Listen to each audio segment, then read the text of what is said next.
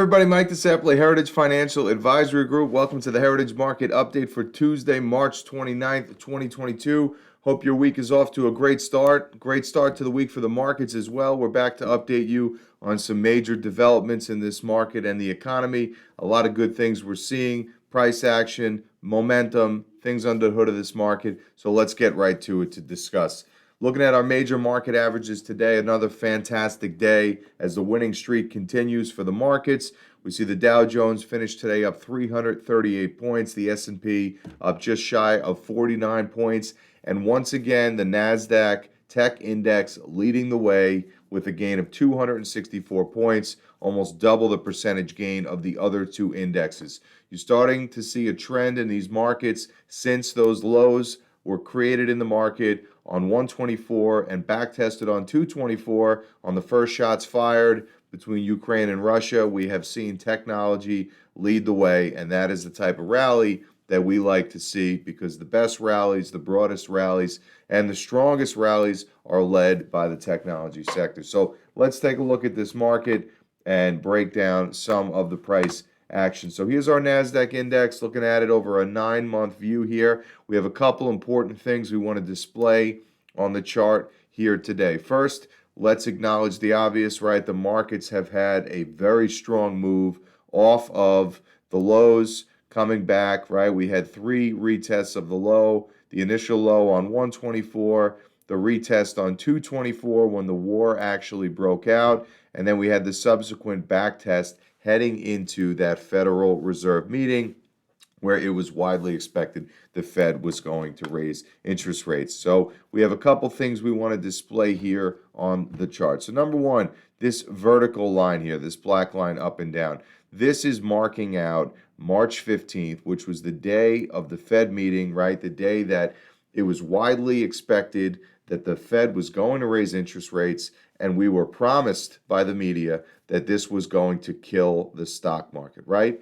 And it's unfortunate. I wish somebody had told us, right, that stocks might rally on interest rate hikes. I think we said that time and time again, that interest rate hikes were bullish for stocks. They were not going to break the market. But nonetheless, right, the media is a big machine. It's tough to fight that message sometimes. And a lot of investors, not our investors, but a lot of investors fell into that trap, right? So, rest in peace to anybody that sold down here. We hate to see it. Thankfully, none of you folks did. But nonetheless, like we had discussed, interest rate hikes are bullish for the market, and the market has done nothing but go up since the Fed raised the benchmark interest rate. Now, why is that? Because we took an overhang that was hanging over the market for months, and we finally cleared that hurdle. And the actual hike itself, not damaging to markets, but the narrative that was built in around it was doing a lot more harm than the actual move by the Fed themselves. So that's the first thing we wanted to acknowledge. The second thing,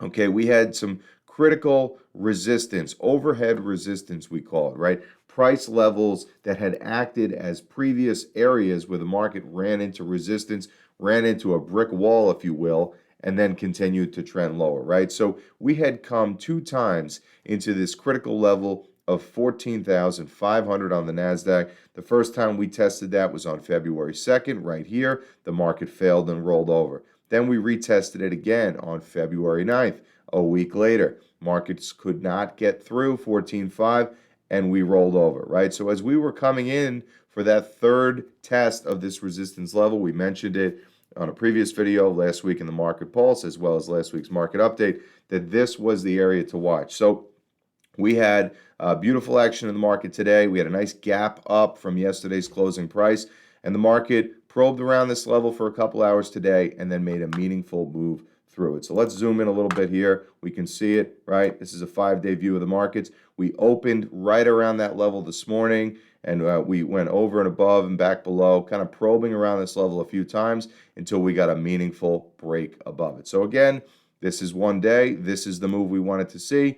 It means nothing if we open up tomorrow back below this line, of course. So we do want to see some continued momentum, but this is some very encouraging signs to see that from a psychological standpoint, the market has retaken a critical level that has failed at in the past. So now what we want to see is this level, which had been previously a resistant level, right? A market level the market could not get through.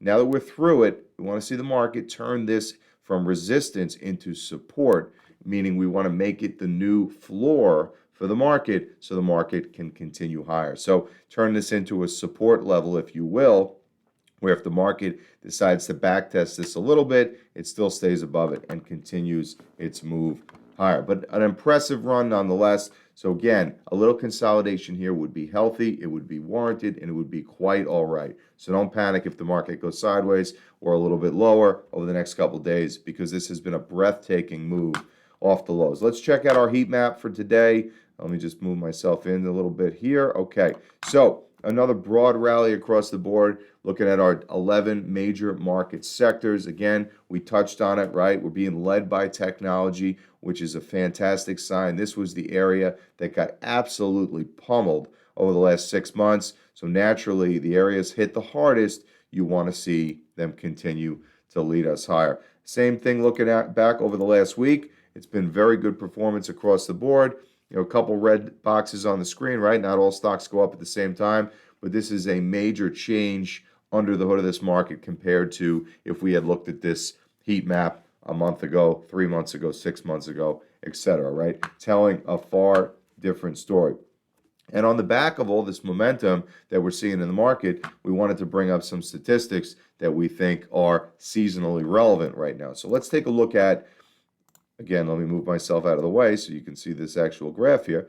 But stocks have gained in April 15 of the previous 16 years. So just a fun stat, right? Doesn't guarantee that we go higher this year in April, but coming off a nice rally out of March to close out Q1, looking at seasonal trends in the market, April tends to be an above average month for returns from a positive, standpoint, positive to negative. It tends to be more probable that we have positive returns in April. So we like that. We want to continue to build on that. And let's hope that this year makes 16 out of 17 years that April goes higher. Some other statistics. Let me just zoom this in a little bit because this is quite small.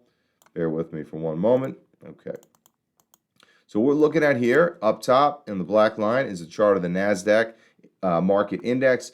And this is reading what we call breadth in the market. Okay, so breadth is the number of stocks that are advancing minus the number of stocks that are declining, right? So if we have more advancing stocks than declining stocks, breadth is positive, right? If it goes the other way, more stocks decline than advance, breadth is negative. And what we're seeing here is the cumulative breadth, right? All advancing stocks versus declining stocks over a 10-day period.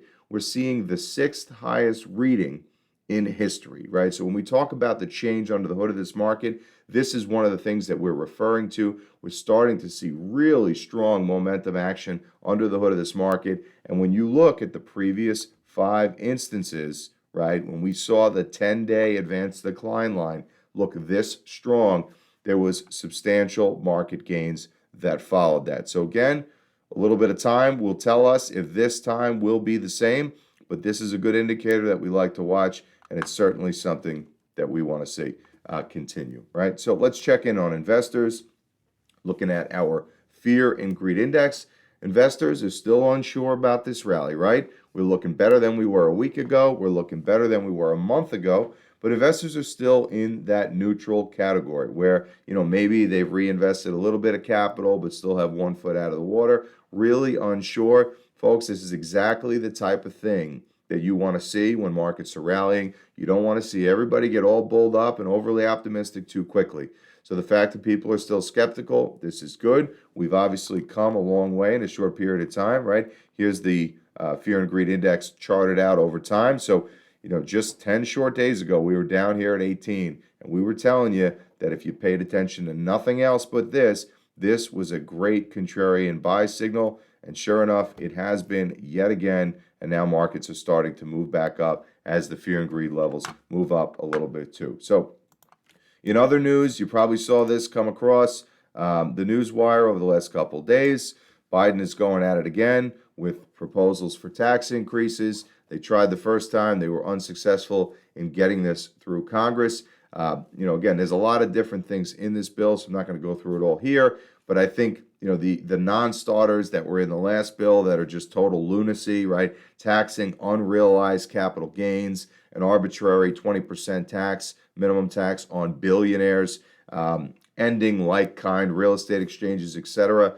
I think these are preposterous ideas, regardless of who is proposing them. They didn't pass last time. We don't think they'll pass this time. So they really, folks, this is just noise. Again, we're all for a fair tax structure, but taxing unrealized capital gains would be a disaster across the board for investors. So that's not something we want to see. It's something we assign an extremely, extremely low probability to. I guess in my view, I can't tell you it's a 0% chance that it happens, but it's probably just north of zero, the probability of something like this passing in its current form. So again, just want to bring you up on the news flow as well. But to recap, we're seeing fantastic action in the markets, exactly what we'd want to see. And again, since the Fed raised rates, markets have been off to the races. So if you've been tuning in with us here, you know that that's been our story. We continue to stick with it. It is far different than the mainstream narrative that the media has pushed about the death of stocks being correlated to higher interest rates. So if you have any questions, or if you have friends or family out there that are not getting the advice that they need, they're getting sucked into the media trap, please share the video with them, pass it along. The more the merrier. We want to help as many investors as we can. So if you have any questions, reach out to us. Always here to talk to you about anything that's on your mind. Hope you have a great day, and we'll see you back on Friday for the Heritage Market Pulse.